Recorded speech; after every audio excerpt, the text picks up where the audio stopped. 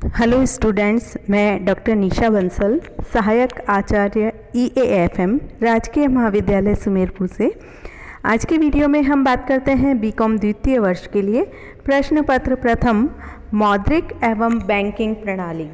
तो स्टार्ट करते हैं। आज का टॉपिक है अपना मुद्रास्फीति। इसके अंतर्गत हम पढ़ेंगे, आज के वीडियो में हम कवर करेंगे मुद्रास्फीति का अर्थ, मुद्रास्फीति की परिभाषा और मुद्रास्फीति के प्रकार। देखिए, मुद्रास्फीति जिसे मनी इन्फ्लेशन भी कहते हैं, एक इसका नाम है मुद्रा प्रसार। तो मुद्रा प्रसार नाम से कहे या मुद्रास्फीति कहे, दोनों एक ही होते हैं, इनमें कोई डिफरेंस नहीं है।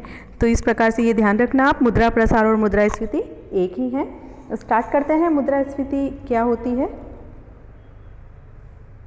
मुद्रास्फीति, देखिए, मुद्रास्फीति वह अवस्था है जब वस्तुओं की उपलब्ध मात्रा की तुलना में मुद्रा तथा साख की मात्रा में अधिक वृद्धि होती है तथा उत्पादन में कोई वृद्धि नहीं होती।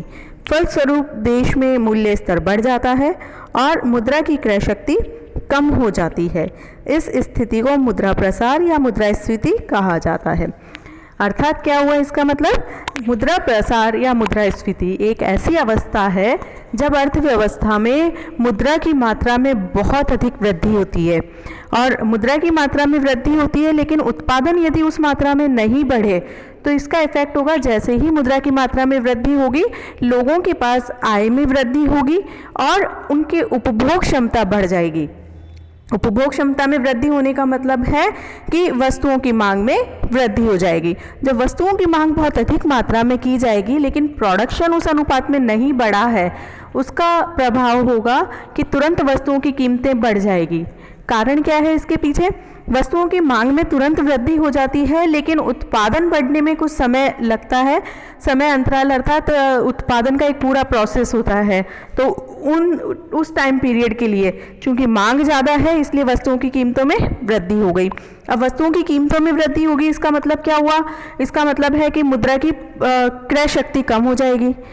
और ठीक है, तो ऐसी स्थिति जब अर्थव्यवस्था में मुद्रा और साख की मात्रा में बहुत अधिक मात्रा में वृद्धि हो, उत्पादन में कोई वृद्धि नहीं होती, फलस्वरूप कीमतों में अधिक वृद्धि होती है, या जिसे हम कह सकते हैं कीमतों में वृद्धि का मतलब हम कह सकते हैं कि मुद्रा की क्रय शक्ति में कमी हो जाती है। तो ऐसी स्थिति को क्या कहा जाता है?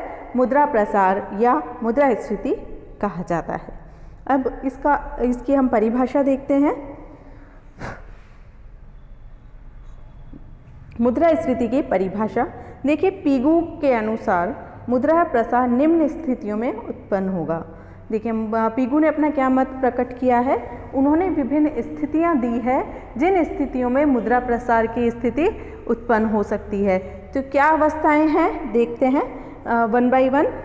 फर्स्ट है जब मौद्रिक आय में वृद्धि हो किंतु कुल उत्पादन की मात्रा स्थिर हो। देखिए, पीगू कहते हैं कि जब मौद्रिक आय में वृद्धि होती है लेकिन उत्पादन में वृद्धि नहीं हो रही है तो मुद्रा प्रसार की स्थिति उत्पन्न हो जाएगी।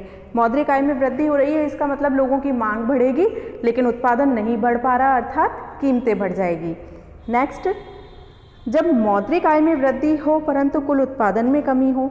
यदि ये स्थिति हो कि मौद्रिक आय बढ़ी है और उत्पादन घट गया है, तब भी क्या होगा? उत्पादन में कमी होने के कारण कीमतों में वृद्धि होगी और मुद्रास्फीति की स्थिति उत्पन्न हो जाएगी। नेक्स्ट देखिए, जब मौद्रिक आय और उत्पादन दोनों में वृद्धि हो परंतु मौद्रिक आय में वृद्धि की दर उत्पादन की वृद्धि दर से अधिक हो। देखिए, ये स्थिति भी हो सकती है कि मौद्रिक आय तो बढ़ रही है और साथ में प्रोडक्शन भी बढ़ रहा है, लेकिन ये भी हो सकता है कि मौद्रिक आय की बढ़ने की दर बहुत ज़्यादा है उत्पादन की तुलना में। तो मौद्रिक आय यदि उत्पादन की तुलना में तीव्र गति से या तीव्र दर से बढ़ती है तब भी कीमतों में वृद्धि होगी और मुद्रास्फीति की स्थिति उत्पन्न हो जाएगी। नेक्स्ट है जब मौद्रिक आय स्थिर हो परंतु उत्पादन की मात्रा घट रही हो। अर्थात मौद्रिक आय में कोई वृद्धि नहीं है, फिर भी यदि उत्पादन घट जाए तो सीधा सा इफेक्ट पड़ेगा कीमतों पर, चूँकि मांग बनी हुई है और कीमतें बढ़ जाएंगी तो मुद्रास्फीति की स्थिति उत्पन्न हो जाएगी। एक स्थिति ये भी हो सकती है कि जब मौद्रिक आय एवं उत्पादन दोनों में कमी हो रही हो, परंतु उत्पादन में कमी की दर मौद्रिक आय में कमी की दर से अधिक हो, यानी कि जब इन दोनों में कमी होती है मौद्रिक आय और उत्पादन में, लेकिन उत्पादन तीव्र गति से घट रहा है मौद्रिक आय की तुलना में, तब भी इस स्थिति में भी कीमतों में वृद्धि होगी और मुद्रा प्रसार या मुद्रास्फीति की स्थिति उत्पन्न हो जाएगी। तो इस प्रकार से ये विभिन्न परिस्थितियां हैं जिनके आधार पर पीगू ने बताया है कि मुद्रास्फीति की परिस्थिति उत्पन्न हो सकती है। नेक्स्ट देखते हैं हम मुद्रास्फीति के प्रकार। देखिए, मुद्रास्फीति अलग अलग प्रकार की होती है, यानी कि किन किन कारणों से, किन किन वजह से मुद्रास्फीति उत्पन्न हो सकती है। तो देखते हैं हम मुद्रास्फीति के प्रकार को भी 2 पार्ट्स में डिवाइड किया है। पहला है कारणों के आधार पर मुद्रा प्रसार, अर्थात किस किस कारण से मुद्रा प्रसार की स्थिति उत्पन्न हो सकती है, ऐसे कौन से कारण हैं। तो इस प्रकार से पहला हम पढ़ते हैं कारणों के आधार पर मुद्रा प्रसार। देखिए कौन सा है पहला, चलन स्फीति। चलन स्फीति क्या होती है, जब अर्थव्यवस्था में चलन की मात्रा में वृद्धि हो जाए। चलन की मात्रा में वृद्धि कब हो सकती है, यदि नई पत्र मुद्रा का निर्गमन कर दिया है सरकार ने तो मुद्रा की पूर्ति बढ़ जाएगी, यानी कि चलन में यदि मुद्रा की मात्रा बढ़ती है, इसके कारण यदि कीमतों में वृद्धि होती है तो इस प्रकार की स्फीति कहलाती है चलन स्फीति। नेक्स्ट है साख स्फीति, क्रेडिट इन्फ्लेशन।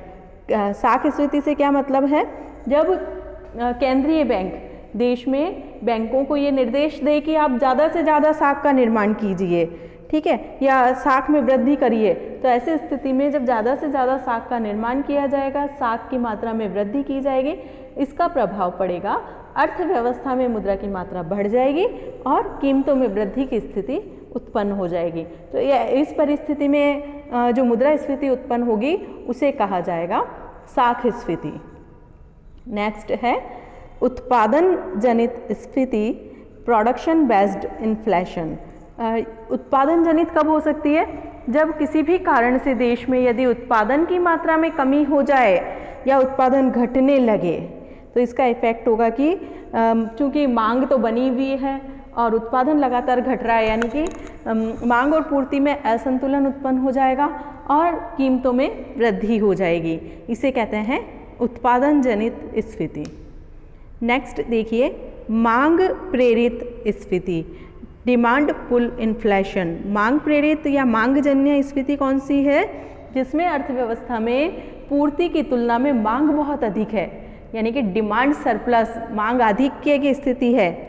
तो ऐसी सिचुएशन में कीमतों में वृद्धि होगी और इसे मांग प्रेरित स्फीति कहा जाएगा। नेक्स्ट प्रकार है लागत प्रेरित स्फीति। लागत प्रेरित स्फीति से क्या तात्पर्य हुआ, अर्थात किसी भी कारण से अर्थव्यवस्था में यदि उत्पादन की लागतों में वृद्धि हो जाए। उत्पादन की लागतों में वृद्धि क्यों हो सकती है, मजदूरी की दर बढ़ जाए या श्रमिकों द्वारा जो भी हड़ताल की जा रही है उसके फलस्वरूप वो विभिन्न प्रकार की सेवाएं लेने में सक्षम हो जाए और अपनी मजदूरी बढ़ाने में सक्षम हो जाए, या साधनों की लागतों में वृद्धि हो जाए तब भी वस्तु की लागत में वृद्धि हो जाएगी। अर्थात उत्पादन के जो भी साधन हैं, भूमि, पूंजी, श्रम, संगठन और साहस, यदि इनकी कीमतों में वृद्धि हो जाए तो उत्पादन लागत में वृद्धि हो सकती है। माल की कीमतों में वृद्धि हो जाए, जो कच्चा माल खरीद रहे हैं उनकी कीमत बढ़ जाए, या एक कारण ये भी हो सकता है कि उत्पादक बहुत अधिक मात्रा में लाभ प्राप्त करना चाहते हैं तो उनके लाभ भी कहाँ जुड़ेंगे, अंत में जाकर कीमत में जुड़ेंगे। तो इस प्रकार से किसी भी कारण से वस्तु की लागत में वृद्धि हो जाए, जब लागत में वृद्धि होगी इसका मतलब क्या होगा, कीमतों में भी वृद्धि होगी। तो इस प्रकार से लागतों के बढ़ने पर कीमतें भी बढ़ जाएगी। तो ये जो कीमतों में वृद्धि है लागत के कारण, उसे कहा जाएगा लागत प्रेरित स्फीति। नेक्स्ट है हीनार्थ प्रेरित स्फीति, डेफिसिट इंड्यूस्ड इन्फ्लेशन। देखिए हीनार्थ क्या होता है, हीनार्थ प्रबंधन मैंने आपको पहले भी बताया था, ये फिर से आ रहा, रिपीट करती हूँ। हीनार्थ प्रबंधन का मतलब है जब सरकार अपने बजट घाटे की पूर्ति के लिए नए नोटों का निर्गमन करती है तो ऐसी व्यवस्था क्या कहलाती है, हीनार्थ प्रबंधन। अर्थात इसका मतलब यहाँ पर मुद्रास्फीति से क्या तात्पर्य हुआ, हीनार्थ प्रेरित स्फीति का मतलब हुआ जब सरकार अपने बजट घाटों की पूर्ति के लिए नई मुद्रा का निर्गमन कर दे तो इसका इफेक्ट क्या होगा, अर्थव्यवस्था में मुद्रा की मात्रा में वृद्धि हो जाएगी। और जब अर्थव्यवस्था में मुद्रा की मात्रा में वृद्धि होगी तो लोगों के पास अधिक मात्रा में मुद्रा का संचय होने लगेगा, उनकी क्रय शक्ति बढ़ जाएगी। लोगों की क्रय शक्ति बढ़ने के कारण वो अधिक से अधिक मांग करेंगे वस्तु की और वस्तु की कीमतें बढ़ जाएगी। तो इस प्रकार नई मुद्रा के निर्गमन के कारण जो मुद्रास्फीति की स्थिति उत्पन्न हुई है वो कहलाती है हीनार्थ प्रेरित स्फीति। नेक्स्ट प्रकार है पूर्ण एवं आंशिक स्फीति, फुल और पार्शियल इन्फ्लेशन। देखिए पूर्ण और आंशिक स्फीति क्या कहलाती है। पूर्ण स्फीति क्या हुआ, जब पूर्ण रोजगार के बिंदु के बाद मुद्रा की मात्रा में वृद्धि से मूल्यों में वृद्धि हो तो ये कहलाएगी पूर्ण स्फीति।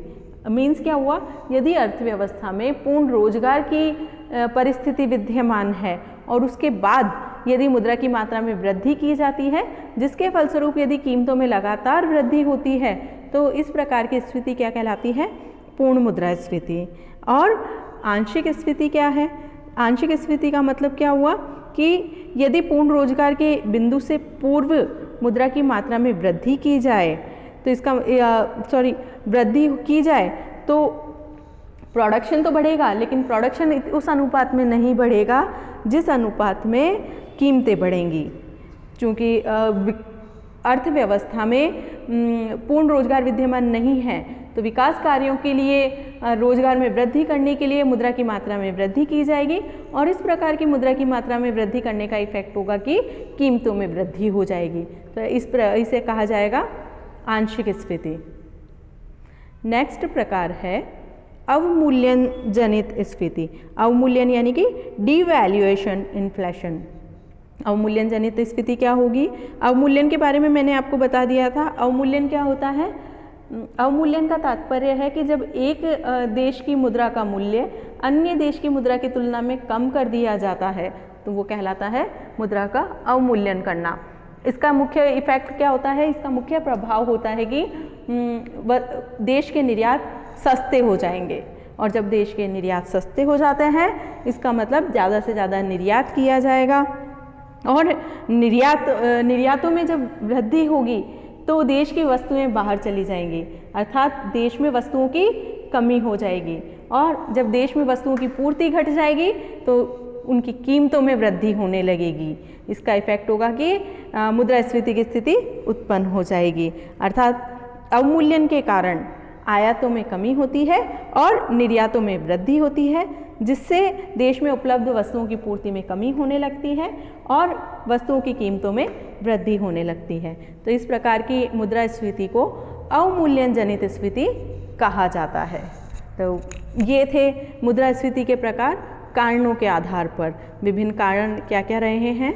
नेक्स्ट देखते हैं,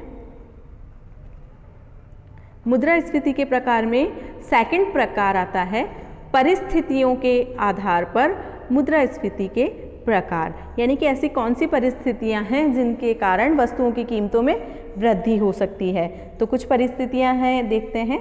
फर्स्ट है युद्धकालीन मुद्रास्फीति। देखिए वार टाइम इन्फ्लेशन या युद्धकालीन मुद्रास्फीति क्या है, क्योंकि यदि किसी देश में युद्ध का समय चल रहा है तो ऐसी सिचुएशन में सरकार को व्ययों में वृद्धि करनी पड़ेगी, लेकिन ये व्यय कैसे होंगे, अनुत्पादक व्यय जो रक्षात्मक कार्यों के लिए किए जाएंगे। विभिन्न प्रकार के जितने भी परमाणु हथियार हैं या और सुरक्षा सामग्री है उन पर व्यय किया जाएगा।